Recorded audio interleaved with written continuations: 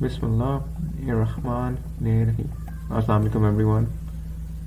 There is a well-known hadith narrated in Sahih al-Bukhari, hadith number 4802, in which the Prophet ﷺ is reported to have said, "A woman may be married for four things: her wealth, her lineage, her beauty, and her religious commitment.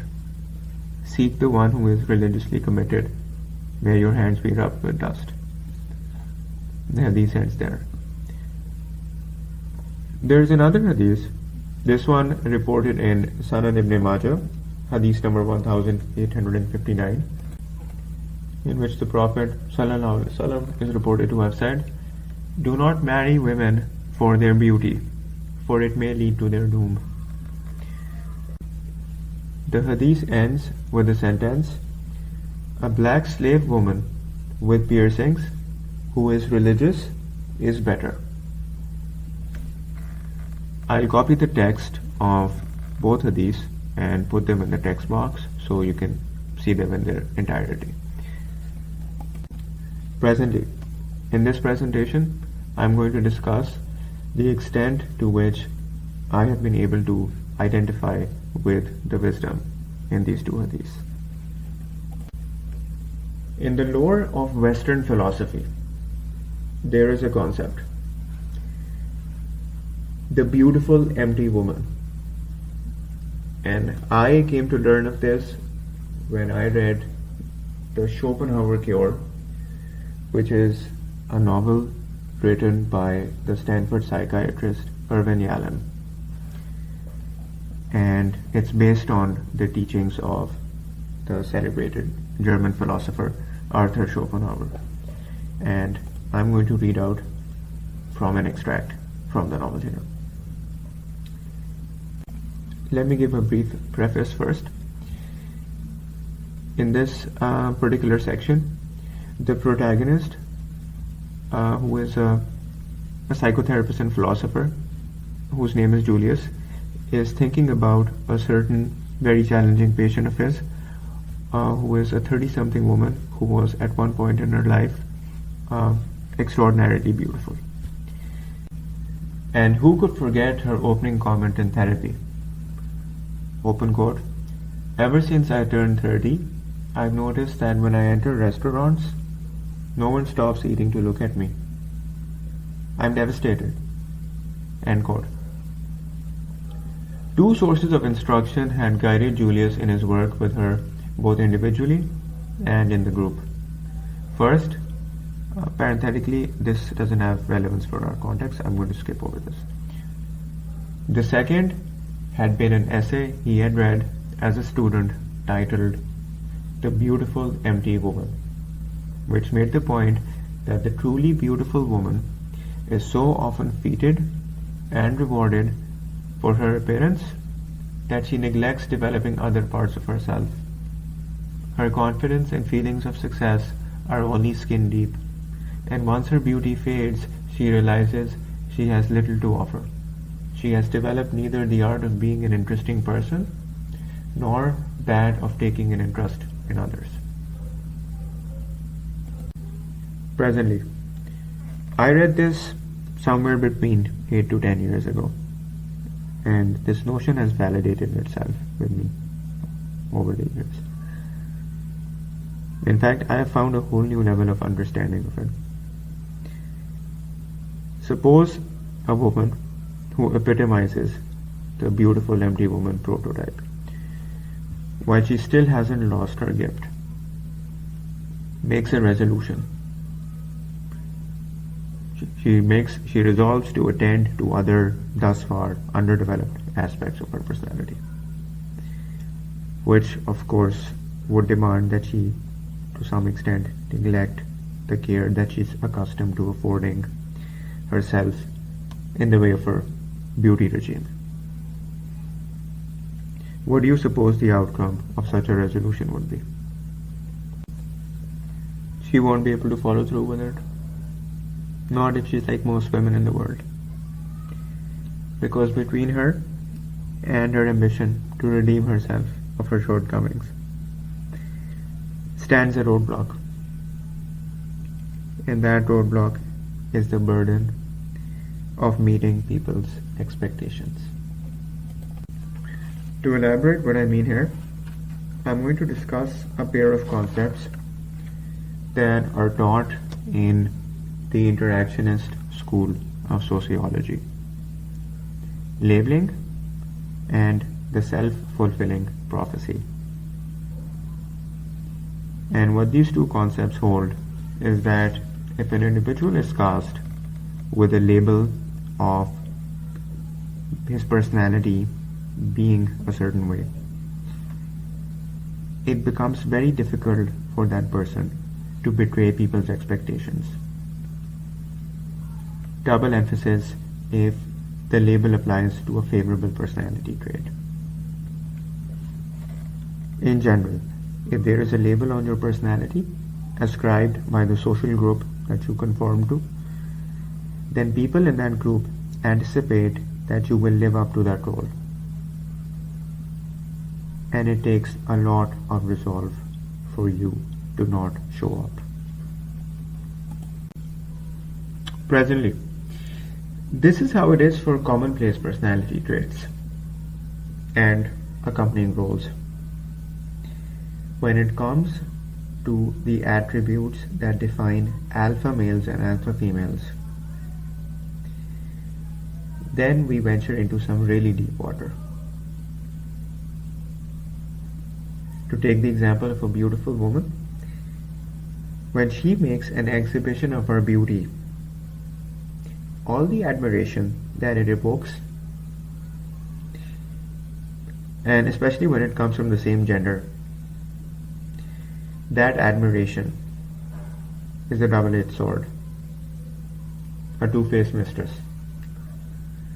And you can probably guess what the other face of that mistress is. The other face is envy. And when the people whose admiration come envy, you have always commanded, see you step down from that pedestal of unearthliness that you were on.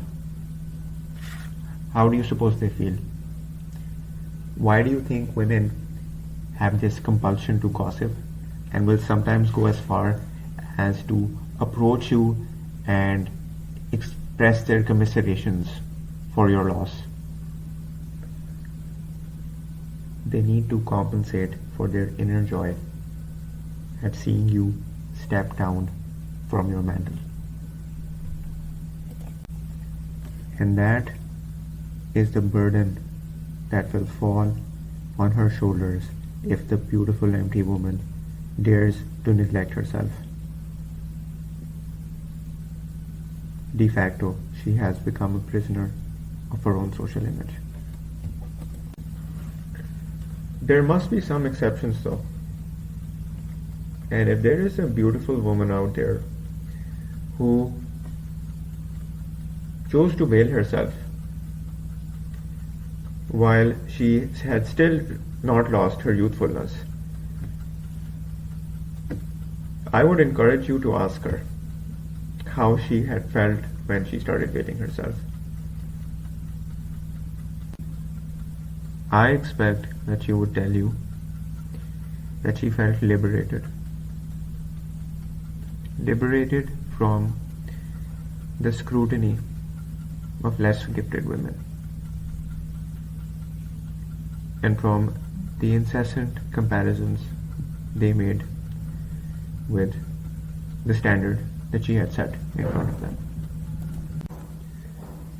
Now, how much of a role do you suppose my understanding of the beautiful empty woman prototype has had in helping me keep my bearings as I've gone along in my matrimonial quest? Does it surprise you when I confess very little? Because in the same novel, The Schopenhauer Cure, there is something else that I read, also by Arthur Schopenhauer.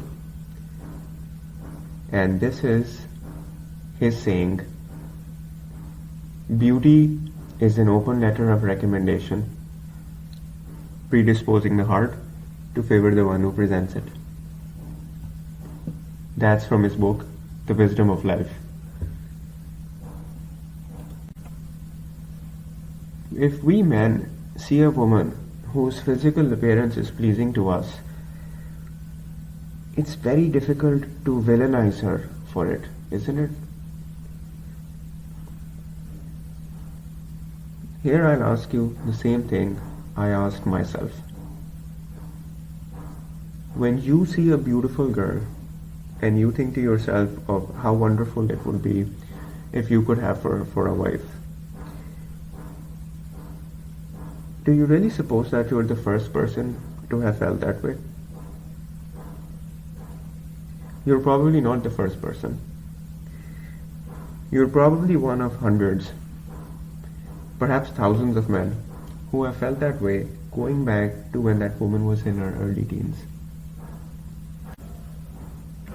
More or less, every school teacher, every shopkeeper, every physical laborer who's been in her presence has probably felt that way.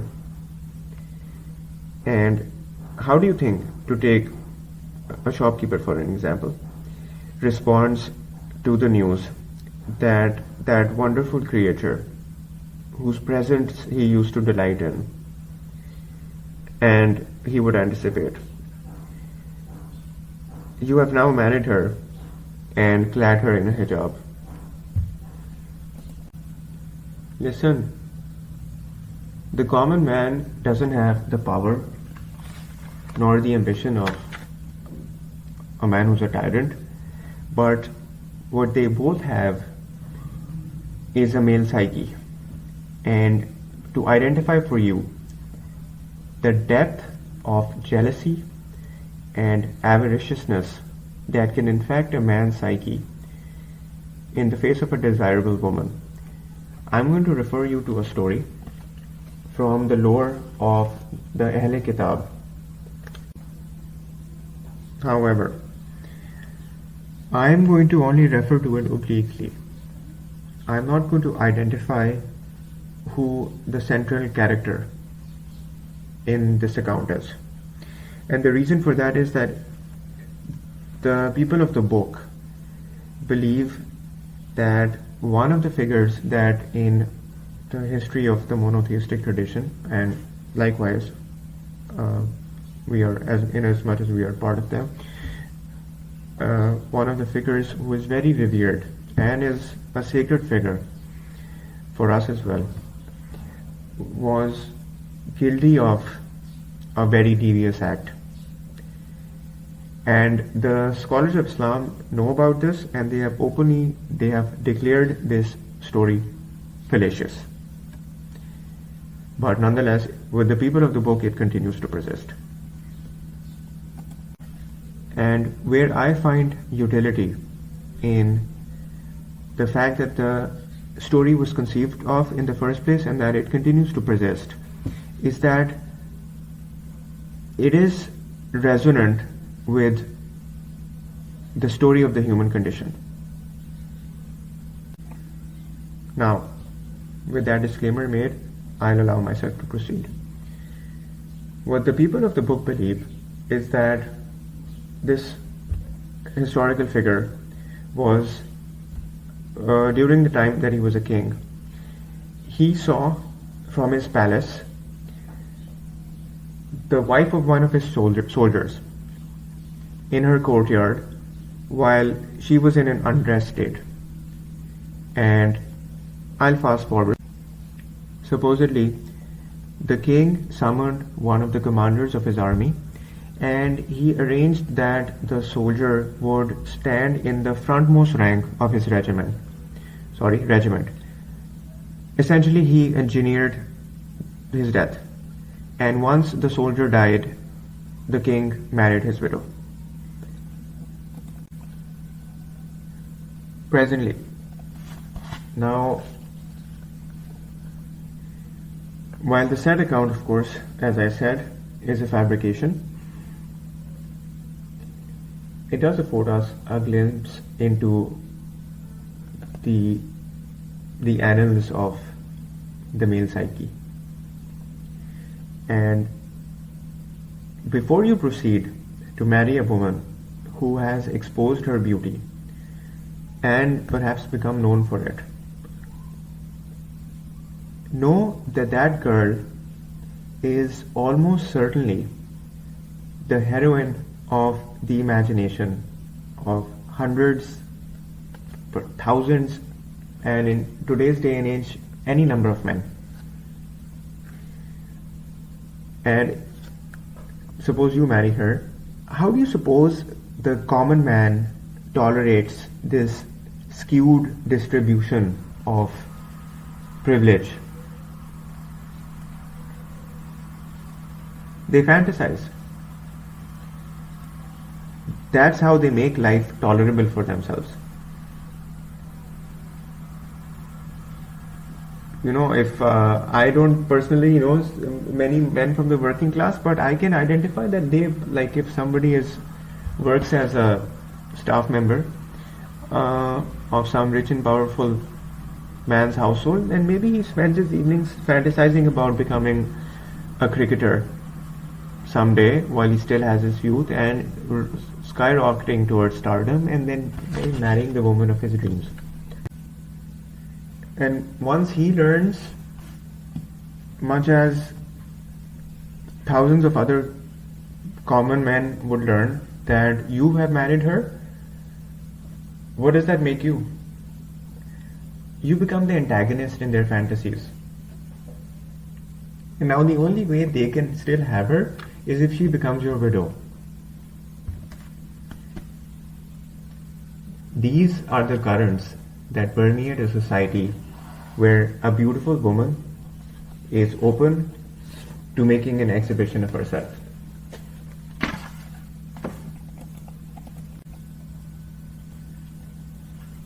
I have no ill will towards them, but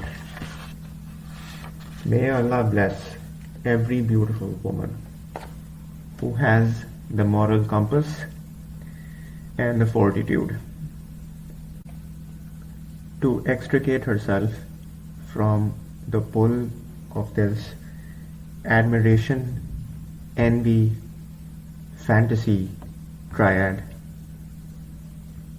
by taking the veil.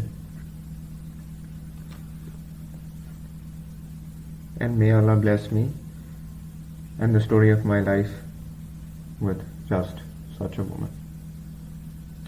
Ameen. And that's it for this presentation.